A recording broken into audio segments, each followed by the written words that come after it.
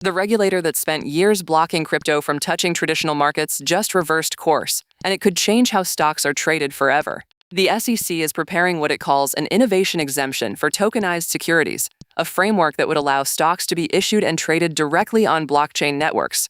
The move builds on recent approvals from both NASDAQ and the New York Stock Exchange, and could arrive as early as this week.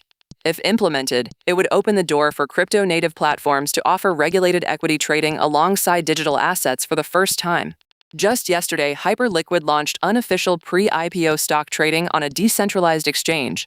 Now the SEC appears ready to bring that concept into the regulated world.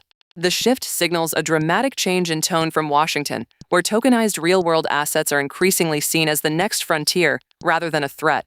Whether Wall Street embraces it or fights it, blockchain-based stock trading just moved from theory to policy.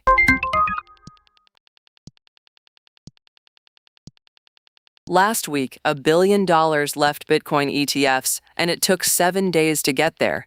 On Monday, $649 million walked out the door in a single trading session.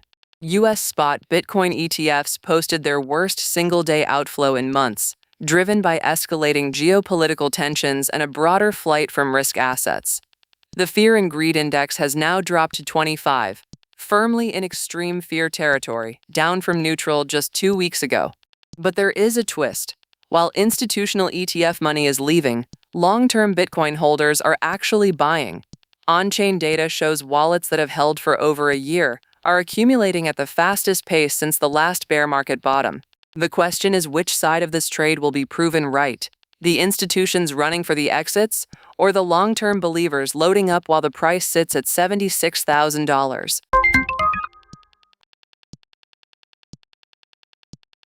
One password, one person, $76 million gone. Bitcoin DeFi platform Echo Protocol was drained after an attacker gained access to a single admin key on its Monad deployment, then used it to mint unauthorized eBTC tokens and siphon funds from the protocol. The exploit highlights a problem that keeps costing the crypto industry billions: centralized control points hidden inside supposedly decentralized systems.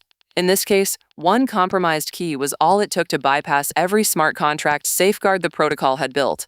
Echo Protocol confirmed the breach and said it is working with security firms to trace the stolen funds, but recovery in cases like these is rare. Just last week, DeFi protocols lost a combined $293 million to similar exploits. The pattern is becoming impossible to ignore.